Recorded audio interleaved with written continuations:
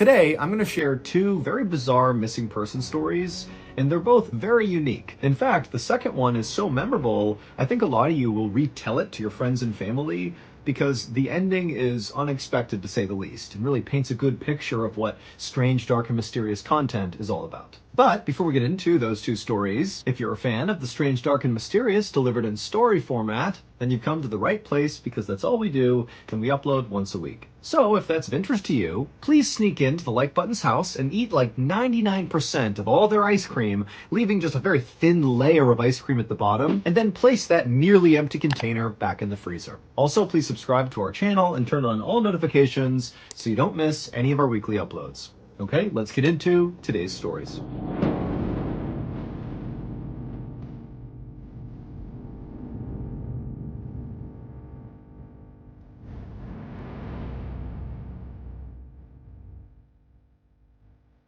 At around 1 a.m. on August 27th, 2000, a fisherman named Sam Watts did his best to keep his balance on the wet deck of the huge commercial fishing boat that he was working on.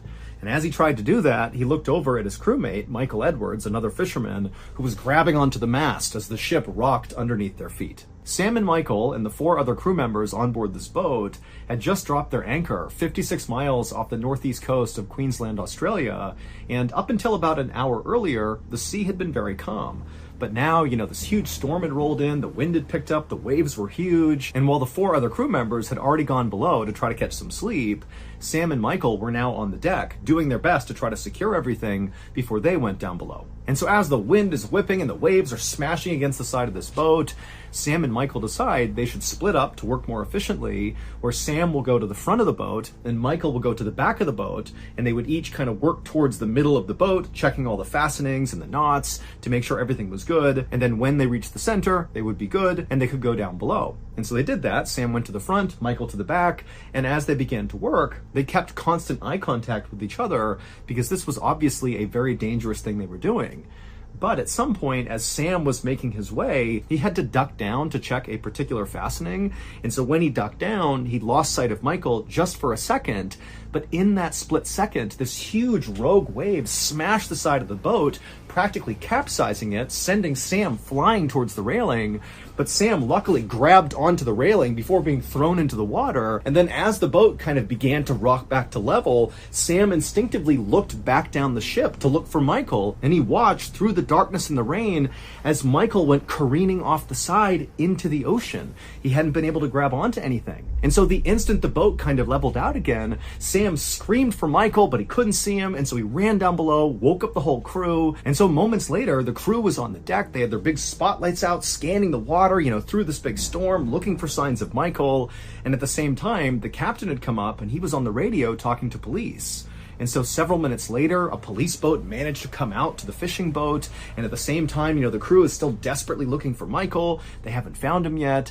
And now the police began circling around the whole area, calling out for Michael, throwing out buoys into the water in hopes of, maybe Michael sees one and grabs hold. But nobody could find Michael. He was just gone.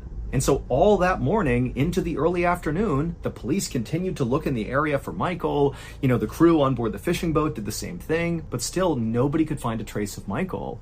And so around noon that day, the search was called off. And the police told Sam and the rest of the crew of this fishing boat that unfortunately, at this point, it seemed very likely that Michael had drowned. And so, of course, Sam and the rest of the crew were basically in shock. I mean, this happened so quickly. How could it be that, Michael just a few hours ago was joking around with them, part of the crew, and now he's dead? I mean, it was just unbelievable. But now, unfortunately, Sam and the rest of the crew had to basically put their grief aside and make a very practical, albeit very cold, decision, which was, even though Michael's dead, do we stay out here and continue fishing? Or because of his death, do we just go back home?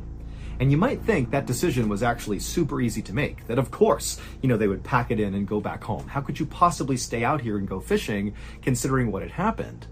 But you need to understand, it cost a lot of money to go out on these fishing excursions, and they had just left, and so they had not caught anything. So they had spent all this money and they had no return from it. And these fishermen were not wealthy. In fact, honestly, they needed the money from this trip just to provide for their families. And so if they did turn around right now, I mean, it would really hurt all of them. And it would also make it really hard to get the funding again to go out later. And so after some pretty awkward deliberation, the crew decided that, you know what, we got to stay out here and fish. But the silver lining was, hey, if we stay out here for another day or so, maybe Michael's body will float to the surface and we can at least recover him and bring him back home to his family. And so all day that day, the fishermen stayed out and fished, and they were very successful. I mean, one after another, they were catching these cod that were 6 feet long and nearly 100 pounds. They're called flowery cods. But despite how incredible this was for their business, this was not a cause for celebration because they had just lost their friend the day before. And so it was a very somber day, and all day, all the fishermen really are looking out at the water, hoping to see Michael's body. But, by the end of that 24 hours of fishing, they didn't see any sign of Michael. And so they packed everything in and they headed back to port. They sold off all of their cod that they had bought. And then each of the fishermen went back to their families and grieved the loss of their friend. A few days later, a factory worker was standing in front of a fish processing line with this huge 97-pound cod right in front of them. This is one of the flowery cods that Sam and the other fishermen had caught 24 hours after their friend had gone overboard. And so this worker took their knife and, like they did every day all day long, began opening up this fish. And at some point, after cutting it open and looking inside of this enormous cod, the worker just stopped and couldn't believe what they were seeing, and then they began to scream. It would turn out a few days earlier, after Michael had been thrown overboard during that storm, he very likely had been alive when he hit the water. But the area where they were fishing off the coast of Queensland, Australia, was known for having lots of sharks and saltwater crocodiles in the area. And so pretty much immediately, Michael was attacked by either a shark or a crocodile, or maybe both. And during this feeding frenzy, as Michael's getting ripped to pieces, his head got ripped off and began to float away. And at some point, one of those huge flowery cods saw the head and ate it whole. And then later that day, Michael's colleagues caught the cod who caught Michael's head. And so that factory worker who opened up that particular cod saw Michael's undigested head looking up at her, and apparently his face was fixed in terror with his eyes wide and his mouth open as if his final moment had been him screaming. Some of you might know that before I became a professional, strange, dark, and mysterious storyteller, I was in the military. And while I was in the military, I definitely had some pretty wild experiences all around the world. But to be honest, what I remember most about my time in service was not any of my own exploits, but rather it was the insane stories I heard from other service members. Keep in mind, military service members are sent to some of the most isolated, desolate, inhospitable places in the world, and many times in those places, weird things happen. Unexplainable things, like borderline paranormal things, happen in these places. Think being out in the middle of the ocean with absolutely nothing around and seeing lights popping up in the sky and coming out of the ocean, and seeing figures up on the mountains wandering around where there shouldn't be any people. I mean, there are insane stories out there from service members, but many of them are not necessarily told in the public. They're kind of kept within the military. It's like kind of part of military lore. That is the premise of wartime stories. And if that piques your interest, well, you're in luck, because not only can you right now go check out the Wartime Stories YouTube channel, but also I personally hand-selected wartime stories to come under the Ballin Studios umbrella, and we have collaborated to make a brand new weekly podcast, the official Wartime Stories podcast, which is available right now. Go look up the Wartime Stories podcast on any podcast platform. It's free. All you have to do is look up Ballin Studios and you'll find Wartime Stories that way, or you can direct search for Wartime Stories, click on it, follow them, and give them a listen. It's an amazing weekly show with new episodes coming out every single Monday. Okay, back to the story.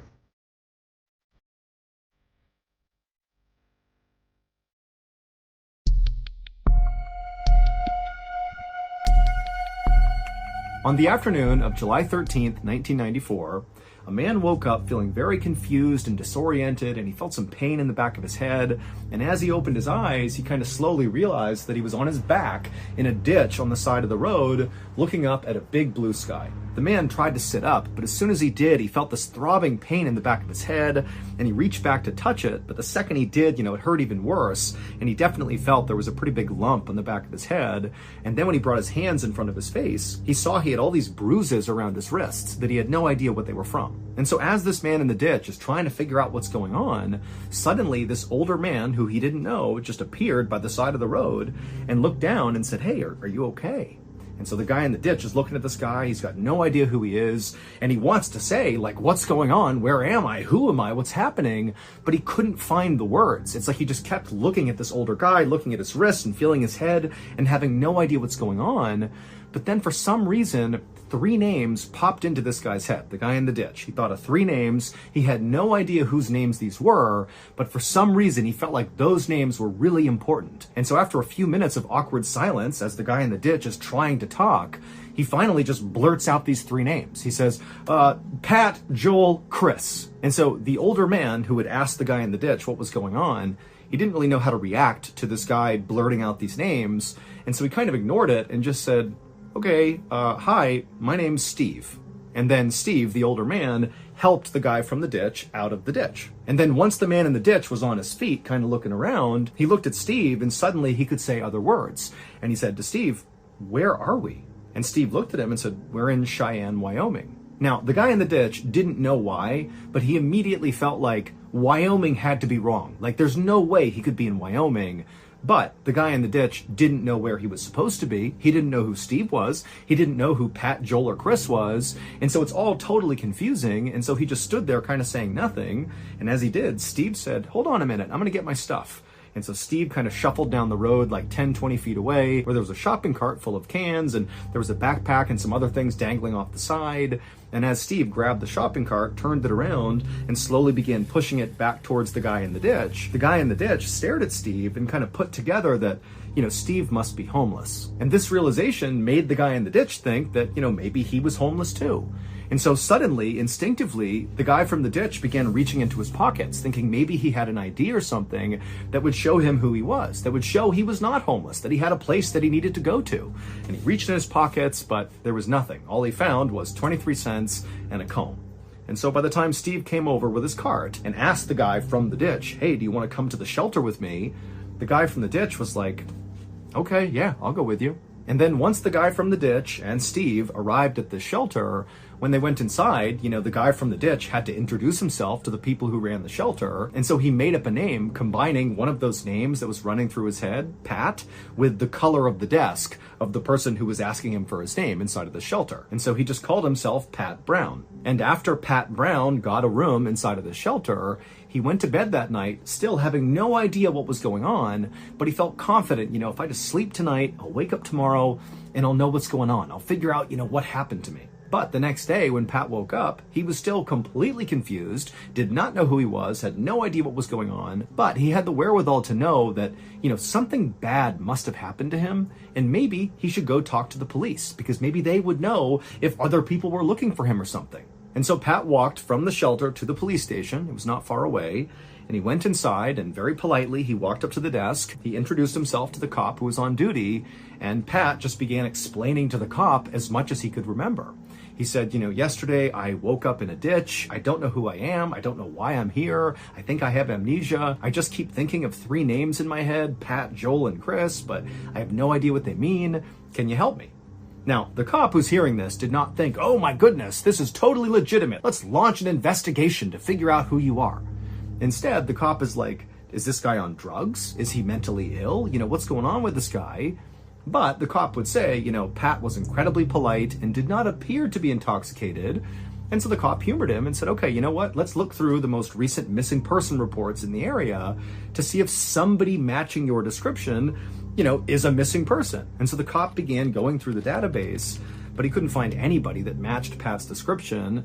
And so at some point he said, "Look, I can't really help you very much here because you're a grown man. You do not seem to be in distress here. And even though it's very unfortunate that you can't remember who you are or where you need to go or, where your family is, That's not really a police matter. But as he was saying this to Pat, who's kind of crestfallen, he's putting his hands near his face and just kind of reacting to this news that the police are not going to help him.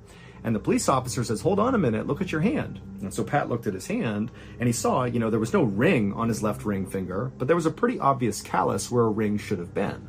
It looked like, Pat must have been wearing a ring up until recently, and for some reason it was now off. And so the cop said, hey, it looks like you may be married or were married for a long time because you got that callus.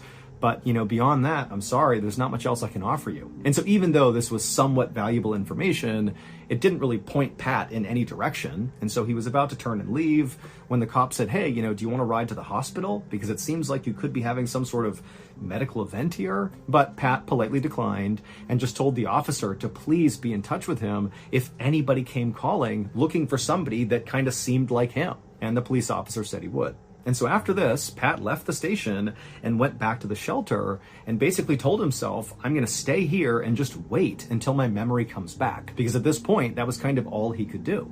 However, weeks would go by at the shelter and nobody would contact the police looking for somebody like Pat Brown, and Pat wouldn't remember any more details. The only thing that kept coming into his head was those three names, Pat, Joel, and Chris, but that was it. And so finally, after a few weeks of no progress being made, Pat decided he would leave the shelter in Cheyenne and go to Jackson, Wyoming, because some other people in the shelter had talked about Jackson, Wyoming as being a place where people who don't have ID cards could get jobs and basically start over. And because Jackson was only a little over 400 miles away from Cheyenne, it was not unreasonable to try to hitchhike your way to Jackson. And so almost exactly 2 months from the day Pat woke up inside of this ditch, he began hitchhiking his way towards Jackson. And then when Pat got to Jackson, he was able to get a job without an ID. He got a job at a newspaper sorting mail and doing some clerical work.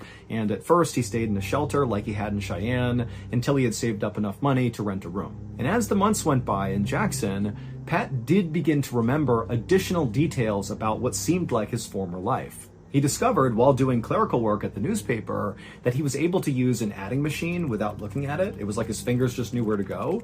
He also discovered that he was able to do really complex math problems in his head.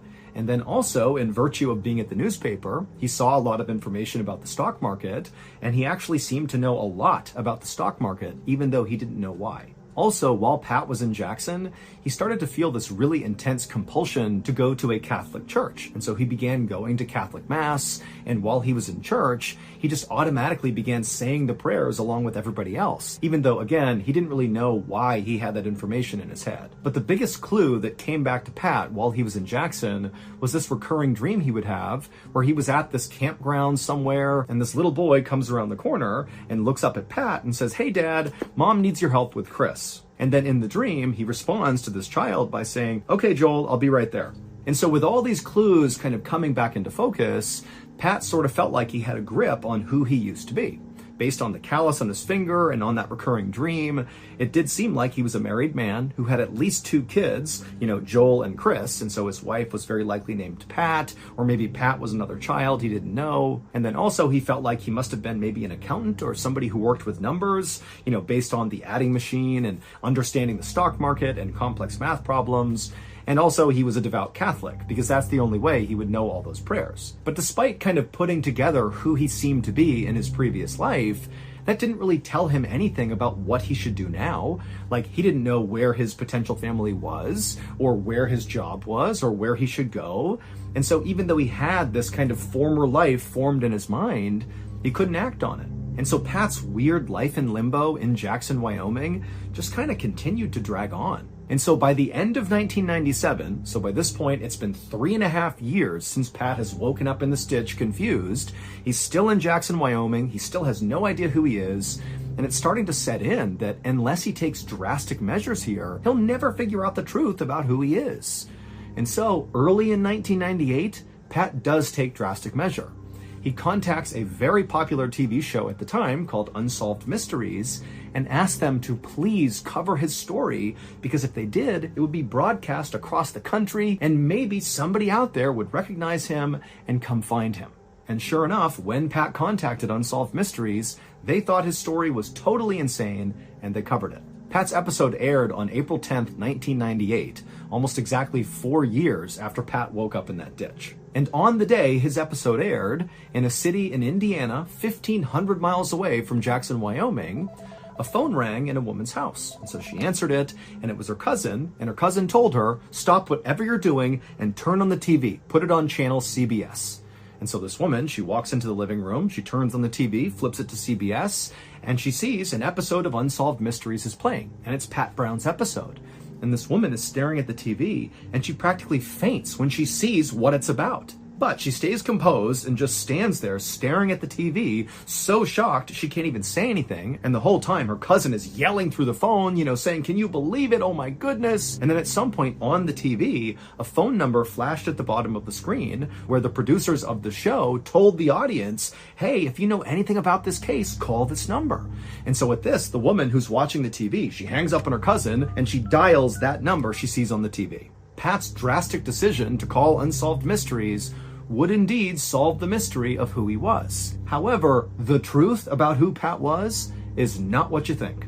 It would turn out some of the clues that Pat had sort of naturally recalled in those 4 years that he was kind of figuring out who he was were indeed clues of his former life. He really was a married father. Those 3 names, Pat, Joel, and Chris, those were the names of his wife and his 2 sons. Pat was his wife, and Joel and Chris were his 2 sons. And he really was a devout Catholic, which is why he was able to remember all of those prayers. But some of the other clues he thought of over those 4 years, like his incredible aptitude for math, or the fact that he could use an adding machine without looking, or the fact that he understood the stock market so easily, those were clues about his former life, but specifically, they were clues about why Pat was in this position in the first place. It would turn out Pat Brown was actually a man named Carl Brodnick Jr. And Carl Brodnick Jr. was a wanted felon who had misappropriated tens of thousands of dollars from the advertising agency where he worked as an accountant. And Carl had been under serious criminal investigation when he suddenly disappeared from his home in Indiana on July 8th, 1994, which is 5 days before Pat Brown woke up in that ditch on the side of the road with a lump on his head, markings on his wrist, and having no idea who he was or what happened to him. Now, there has never been a perfect explanation for what actually happened to Carl, but if you think about this logically, his claim of having amnesia is very likely true. Why would a guy use amnesia as his cover story to flee the law, run to Cheyenne, Wyoming, and say, "I don't know who I am, I don't know what happened to me," only to then, a few years later, go on national TV and out himself and totally make himself a target for the police? It doesn't make any sense. And then also adding credibility to this idea that maybe something happened to Carl versus Carl running off to save himself is we know that when Carl disappeared on July 8th, 1994 from his home in Indiana, he took out $1,000 in cash from his checking account and then also took out another large sum of cash from his home's second mortgage. However, when he woke up in that ditch, all the money was gone. He just had 23 cents in his pocket. Now, after Carl vanished from his house in Indiana, police did go looking for him because he was under criminal investigation, so they wanted to find him, and they pretty quickly found his car 250 miles away from his home in a strip mall parking lot in Missouri, but there was no sign of Carl anywhere. And then right after the police found his car, they checked Carl's credit card, and they discovered it had just been used in Colorado, so 900 miles away, to buy clothes. But when they went to that store and tried to find security footage of, when that transaction took place, there was no footage. And so there was no way of knowing if Carl really was the guy in Colorado making that transaction or if somebody else had his credit card. And then after that, there were no other leads. Nobody had any idea what happened to Carl. His family didn't know, the police had nothing to go on. And so very quickly, his case went cold until 4 years later when that episode of Unsolved Mysteries aired. Now, there are many theories about what could have happened to Carl, but the leading theory, that again is just a theory, is that Carl may have been in debt to some very dangerous people. And so when he fled his home in Indiana, it's very likely that he was not running from the law, even though he was under criminal investigation. He was actually running from these dangerous people. And that the reason he might have been stealing from his company was to pay off these dangerous people, but apparently it wasn't enough. Hence why he decided to just kind of take off and run away. And these dangerous people seemed to have caught up to him, and they captured him, and it looked like they tied his wrists at some point because of the marks on his wrist, and they very likely tortured him or something, hence why he had this very serious head injury. And then it seems like they dumped him on the side of the road, very likely to die. They might have thought he was dead already, but he didn't die. And when he came to, he must have really had amnesia from the injuries he sustained from these bad people that chased him down. But again, that's just a theory. When Carl's episode of Unsolved Mysteries aired, it was his wife, Pat Brodnick, who was the one who saw him on TV and couldn't believe it and called it in. And then when she called this in, at first, Carl was reunited with his family, and it was this big happy reunion. Carl comes back home, he sees his wife and his kids, and then he's immediately arrested and prosecuted for embezzlement. Now, ultimately, Carl would plead guilty to the charges against him, but he would say the whole time, I don't remember committing this crime. I don't remember anything. And so ultimately, Carl did not get sent to prison. He instead served time on probation, and then after it was over, he just went back to living as Carl Brodnick Jr., despite still having huge gaps in his memory, at least according to Carl. If you're a fan of the strange, dark, and mysterious, then you've come to the right place.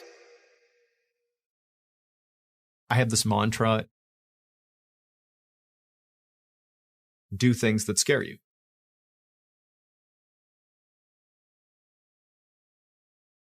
I am doing a full-blown tour across the United States. How do you feel about that? Oh, terrified, but that's why I'm doing it. It's a privilege to have the opportunity to stand in front of people who have chosen to be here just to listen to me. I want the people in the audience to be drawn into the stories I'm telling the same way they are at home